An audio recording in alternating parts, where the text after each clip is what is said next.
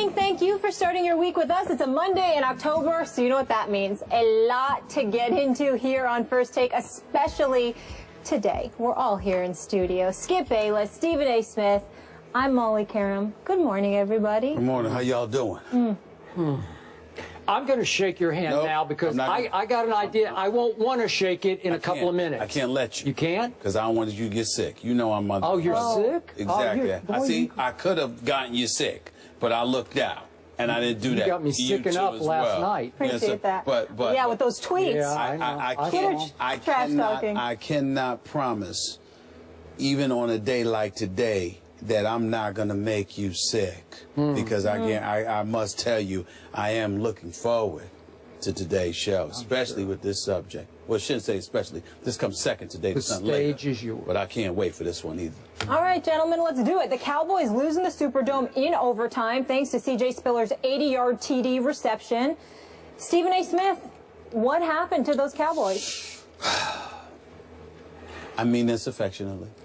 I want to make sure we all understand that I certainly don't wish, physical harm on anybody when I'm making jokes about the Dallas Cowboys in the interest of just making sure we get that out the way. When I call them an accident waiting to happen, I'm just saying what can go wrong will go wrong.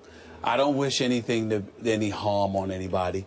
I don't wish Sean Lee to go down yet again with concussion issues. I don't wish Lance Dunbar to be out with an ACL and an MCL injury and probably out for the year. I don't wish bad things on the Dallas Cowboys in that regard. But I will acknowledge to you that when they lose, and they seem to reinvent ways to pull it off that way, it is somewhat comical to see, Skip Bayless. I'm thinking about a Dallas Cowboys team, Skip Bayless, that was, 91 yards away. They were 7 points down, and you had a backup quarterback in Brandon Weeden that needed to sit up there and drive this team down the field. I reminded you that it was the Saints. I did pick the Cowboys to win this game. You accused me of jinxing them. And you did. And I will openly confess that that's exactly what I did, and it's a beautiful thing to realize. I didn't wish to jinx them in that way where the injuries were taking place, but I did wish to jinx them in terms of the outcome. I'll openly confess that. But never in my wildest dreams, Skip Bayless, did I think that it would go down the way that it went down. For Brandon Weeden to drive them 91 yards. You understand? To connect with Williams on that TD pass in the right corner. To connect with him on a 24-yard pass. Before that, if I remember correctly, Cole Beasley and him hooked up on a 17-yard pass. Jason Witten and him hooked up on like a 29-yard pass. All of this went on in the same drive where Brandon Weeden, who had a relatively pedestrian game, didn't make any turnovers, but at the same time, there was nothing great about him up to this point. The dude showed up when it counted most, Skip Bayless. And somehow, some way, he didn't look like a reserve. He looked like somebody, Molly, Skip, that was capable of leading these Dallas Cowboys, that was capable of filling those shoes of that dude on the sideline with the sling in his arm, with the microphone in his right hand, shouting instructions, because he's usually the starting quarterback. His name is Tony Romo, by the way. You know, when I saw these things transpire, and I saw the Dallas Cowboys tie it up, I started laughing because I said to myself, you know something? There's plenty of time for Drew Brees to drive this team down the field. What a cruel, cruel ending it would be. But you know what? I'm going to make to you is this. Wow. At that particular moment in time, Skip Bayless, all of a sudden, I heard the announcer screaming, there he goes! C.J. Spiller's gone, blah, blah, blah. And all of a sudden, on the second play, just 13 seconds in the overtime, Drew Brees delivered the goods. And I just want to end by saying this. Seems like every time you have somebody coming back, you have somebody else going down. It seems like, Sean Lee, Skip, what injury has this dude had? Has this dude not had? Hamstring, toe, neck, knee. The list goes on. Some dudes, regardless of how talented they are, just ain't meant to play this game. And I don't mean it talent-wise, because I know Sean Lee can play. I'm talking about durability. You can be somewhat brittle, particularly in the NFL game.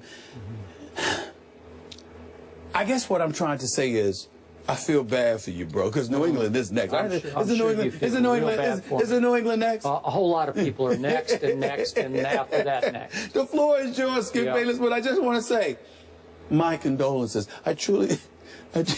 I truly mean it. You do not truly mean it, but that's okay. My condolences. Yeah. Why do you have to get them all fired up?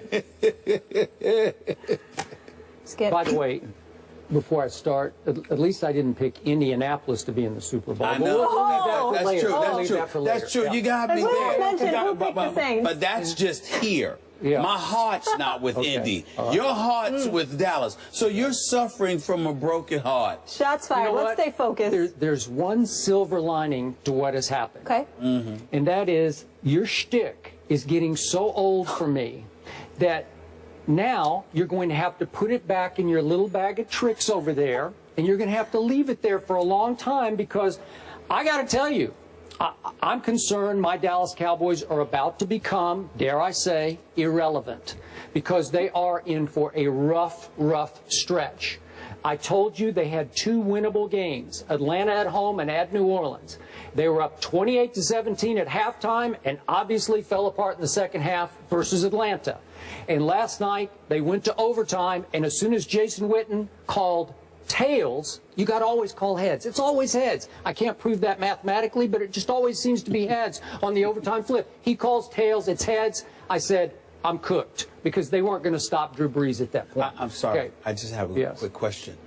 Are you trying to say that because he called tails instead of heads, that well, however you do it, once you lose the coin flip to Drew Brees at home with a gas defense, you're basically done, okay? And they just might be done for good. We'll talk about that. I'm just asking because I never heard that from you before. That's so here's my issue with your take, which is always the very same over and over and over again to make me sick. I'm physically sick over hearing you say accident waiting to happen. I know. An accident waiting to happen is when your big stars make crucial mistakes at crucial moments. Last night, my Dallas Cowboys, with no big stars left, had 0 turnovers at New Orleans. I thought that was pretty good, which leads to my bottom line off last night. I cannot tell you how proud I was of my Dallas Cowboys last night against increasingly decimated, not meant to be odds at New Orleans. To get that game to overtime was sensational to me. And I want to applaud and thank Brandon Weeden for playing your tail off last night. He gave you next to no credit. You had a QBR of 81 and led a 91-yard drive to tie it at the end. That is big time. Okay, I know, but you said he was hitting up until that point. Yeah, but an 81 on a scale of 100, that's pretty high QBR, because he deserved it. Okay, now back to my big picture bottom line. Look, the injury gods are just screaming at me, sorry, this year is not for you. It's not meant to be. Well, that's not an accident waiting to happen. That's just bad luck. And I know you said, oh, I don't wish injury upon anybody. But this has gotten almost laughable how bad the injuries are. Because, Sean Lee, you're right. He's brittle. We know that. But to lose yet another current best player on my defense in the first half last night, after he played at an extremely high level, that's pretty hard to overcome against Drew Brees. And I know Drew Brees didn't have quite his arm last night, but it looked pretty good to me, I got to tell you. And then, do you understand what Lance Dunbar means to this football team? He is the most electric playmaker on the football team. He already had a 45-yard run on the second play of the game. And he tries to make a play from 8 yards deep in the end zone and completely obliterates his knee on the tackle, and he's lost on the opening kickoff of the second half. And I was like, to quote the great Don Meredith, turn out the lights, the party's over. But guess what Brandon Weeden did 2 series later? Wait a second. He goes bombs away to Bryce Butler, and I tried to tell you when they acquired him, he can fly. He's 6'3", you know, he's a stud. He just needed to figure out how to play. And here he is, bombs away. And guess what happens? He gets hurt. He pulls his hamstring on this play. I thought he was going to score, and he couldn't go anymore, so he just stepped out of bounds. He should have scored. Well, that would have made it 17-10. That would have given me a little more cushion than 13-10, because, of course, they coughed at that point and ended up with a field goal. Well, 17-10 might have put a little more pressure on you and the Saints at that point. So then my quarterback obviously leads the drive. Game is tied. Their kicker did miss a field goal, but we gave them, with 12 men on the field, we had just given them a field goal a little early in the game, so I thought that was a wash. Then Jason Witten lose the overtime flip, and guess what happens on the first play of overtime, one that you omitted? Andrew Getchgar, who is my backup to Sean Lee, backup linebacker, gets picked on the play. I don't know if we have that one. He gets picked and just gets hammered. And he limps off the field. Okay, now you have to throw Damian Wilson, your third-string rookie linebacker, back into the game. He's a nickel linebacker. And you have to say, on the fly, who do you have? Who do you have? Oh, wait a second. I'm supposed to cover, oh, yeah, C.J. Spiller. And he's gone by, and before he even figured out what his assignment on the play was, and it's a home run, and the game is over. Well, what do you think is going to happen? Like, what can I do about that? My third-string rookie linebacker is trying to cover C.J. Spiller. That's just the injury god saying, I'm sorry. This one's not for you, Mr. Bayless. You're out this year. You're done. You know, well, I can't fight that. Tell me what I'm supposed to do. I can't. It's just one thing. Those aren't accidents waiting to happen. That's just saying this is not your year. This team, listen, if this team had stayed whole as it did most of last year, it would run away with this division. Trust me, it would win it by 2 games. I agree. Okay, now it's not only is it up for grabs, but my Cowboys are in danger of plummeting now into the cellar of the NFC East, and I know we're about to talk about that. Well, I appreciate your passion, and I'm definitely touched by you know, just the way you chronologized everything and pointing out the plethora of injuries that have taken place with the Dallas Cowboys. But I'd like you to keep in mind, and I'd ask you to keep in mind, Skip Bayless, that when I say that the Dallas Cowboys are an accident waiting to happen, I don't just leave that statement out there. I go about the business of articulating my positions in a very vivid manner so we can understand exactly where I'm coming from. I have repeatedly told you, since the day I started on this show, that when you look at the Dallas Cowboys, whatever can go wrong will go wrong.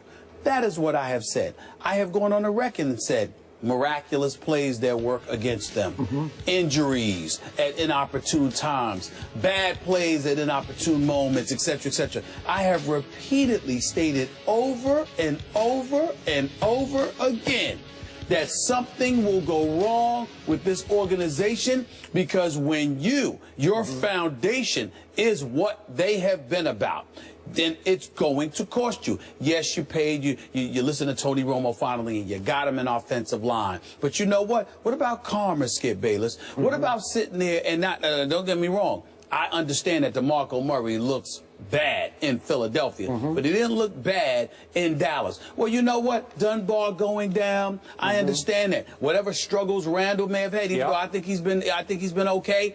Would you didn't have that problem last year when DeMarco Murray was back there running the football. But see, what happens is he broke his hand, by the way. What happened? Yeah, but he still played. He still came back and played. And what I'm saying to you is that when you don't take care of the people you're supposed to take care of, when you don't do the things that you're supposed to do, bad things end up happening sometimes. It's applicable to everything else in life. Why would it not be applicable when it comes to the National Football League? When you look at the Dallas Cowboys, yes, you've got Sean Lee, who's relatively brittle but very, very gifted. We understand that, okay? But to get down with the concussion issues, okay? You look at a Rolando McClain, he's coming back. A Greg Hardy, he's supposed to come back, but we know why they're gone. Along with Randy Gregory, his foot, we know why he's gone. Orlando Scandrick, that's unfortunate because he's a good guy as well as a really good corner. He's no prime time, but he's good, okay? But he's down.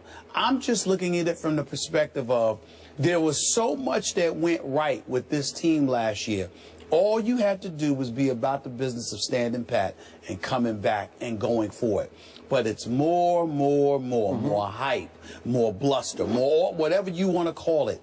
And it interferes somehow, some way with what's going to transpire for the Dallas Cowboys. I could not have predicted anything specific was going to go down, but I have repeatedly told you when it's time for something to go wrong, it will, because the fabric of this organization that you love just ain't intact, and it continues to show. I'm going to say this again. I will give you interceptions, turnovers of any kind, block punts. You don't have to give me anything. I will give you playing down to an opponent that you should crush and losing a game you shouldn't lose, that's an accident waiting to happen. These happen to 2 or 3 teams every year. They just get decimated. I'm not sure. How about your Giants last year? Were they not just decimated? The Cowboys don't have any of their big 3 this year from last season. Wait a minute. The New York Giants last year, they've always had injuries on their offensive line. They've always had injuries somewhere, but Victor Cruz went down last year. What I'm saying to you is that the Dallas Cowboys, you can sit there and give me whatever or not give me whatever you want. Unfortunately, Skip Bayless, much to your dismay, you don't get to make that call because I am going to continue. I get to correct your call. No, that's what I get. Well, you can do whatever you want to do. I'm going to say what I'm going to say. And you can say what that's you what want I'm to trying to say. That's You're fine. going to get nauseated with correcting me about the accident because I kept telling you. And by the way, they're going to come back. Des Bryant's going to come back. Tony Romo's You sure about that? I believe this. I'm just telling you what I believe. I think Tony Romo's going to come back. I think Des Bryant's going to come back. I think Greg Hardy and Randy Gregory and Rolando McClain definitely back. I think they're going to be, I'm talking about not just return, but I think they're going to last. And right when you expect it, when you don't expect it, something's going to go wrong again because that's what happens with the Cowboys. This is what happens. Last quick thought. Sure. If you put DeMarco Murray on a lie detector right now, he'd want to be say, back in Dallas. I should have taken a little less money to stay home. A little less. Yeah. A little less. And I don't know what a little less was. But not as little as Jerry Jones wanted to give him. I get that. See what I'm saying? Yeah. Yes. Maybe so. So New England at Dallas, that's 4:25 on Sunday. The Cowboys now have lost 5 of 6 against the NFC South. So the Cowboys, Giants, and Redskins, as we mentioned,